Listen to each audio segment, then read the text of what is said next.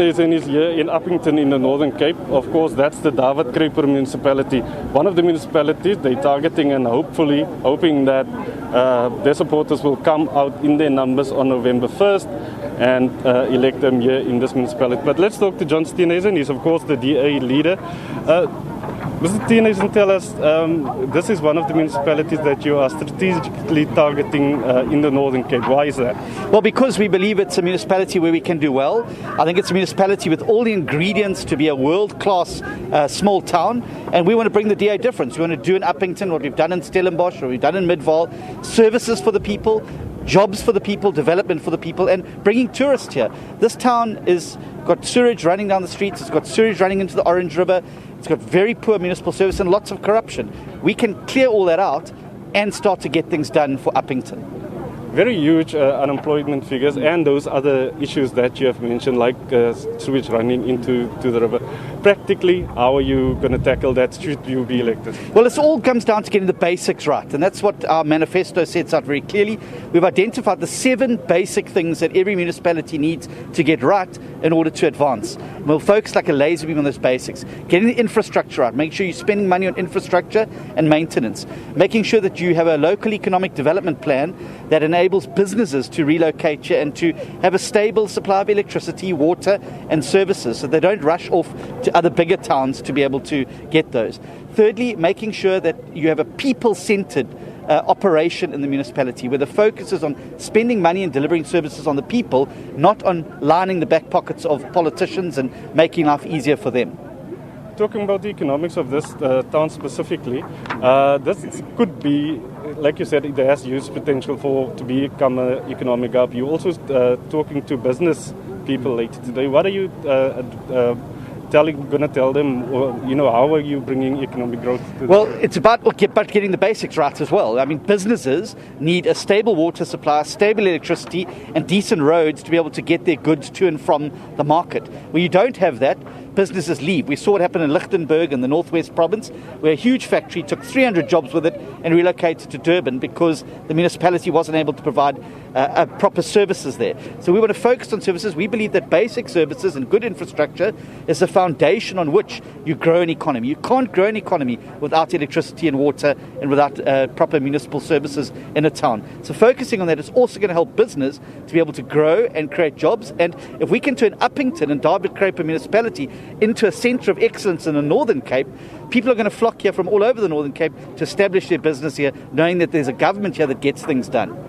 You grew marginally in the last election. I think it was about 1 or 2%. Do you think or how do you plan to cross that so that you actually become a governing party in some of the municipalities? Well, we've got excellent leadership here in the Northern Cape under Harold McGlure and our chairperson Isaac, and I think that they have been crisscrossing the province. They've done over thousands upon kilometres talking to people and telling them that there can be change, and I think that people are ripe for the change. And what's great about the DA's message in this election, it's not about how bad other parties are, it's about how good the DA is and what the DA difference can be in your town or your city. And I think that people are very receptive to that. They know why the country's in trouble, they know who's responsible for it. What they're looking for is a way out of poor service delivery, no jobs, and they're looking towards a better future for themselves and their family.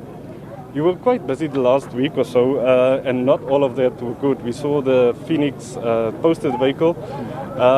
In terms of that, we know that David McPherson said that he didn't have the permission from the party bosses. He apologized and took it down. Are there any other action that you are looking to take against McPherson? Well, we'll worry about that after the election. Right now we're focused on the election and on our offer for people. Posters are down, we're moving forward, and we're taking our positive message of hope and change to places like this municipality and others. We've got plenty of time after the election. We've got 21 days to go. The sole focus now in our party is on winning votes, winning hearts and minds, and getting us over the finish line in as many municipalities as possible. But don't you think that debacle are going to lose your votes? No, I don't think so at all. I think that many South Africans understand the message that we were speaking and saying that anybody, black, white, Indian or coloured, whatever community they live in, wherever they're from in South Africa, who stands up when government retreats are heroes, whether it's the people that are dealing with poor service delivery in Costa, whether it's people in this town that are stepping up where the municipality is not performing its duty, filling potholes, cutting verges, doing the work of the municipality in the state, in an area where the state retreats. Those are the South African heroes, and they always will be. Just for clarity, McPherson is not facing disciplinary action from now. You'll look at that after the election. Well, as you know, the Federal Legal Commission in our party is separate to the leadership, and it's done specifically to prevent that. So I wouldn't know if somebody's laid a charge. It'll be dealt with by the FLC. But right now, our focus is on taking our message of hope and change, a message that we get things done to towns and cities across the country. Final question, Mr. Steenhuisen. One of your other comments that you made relates to Cape Town, where the DA governs. You said that you'll be looking at golf estates, releasing that land for housing projects. The DA has since said, listen, we distance ourselves from that. Your response to that? Well, I'm very glad that you've asked me this question, because it is a lie of the Freedom Front Plus and their mayoral candidate, who took a comment that I made about a single course in Cape Town, the River Club, in the city of Cape Town, where a mixed-use development is going to be developed. The Freedom Front are now going around fear-mongering and trying to stir up anger from people who are saying that we're going to put low-cost housing on golf courses. That doesn't. No one ever said that.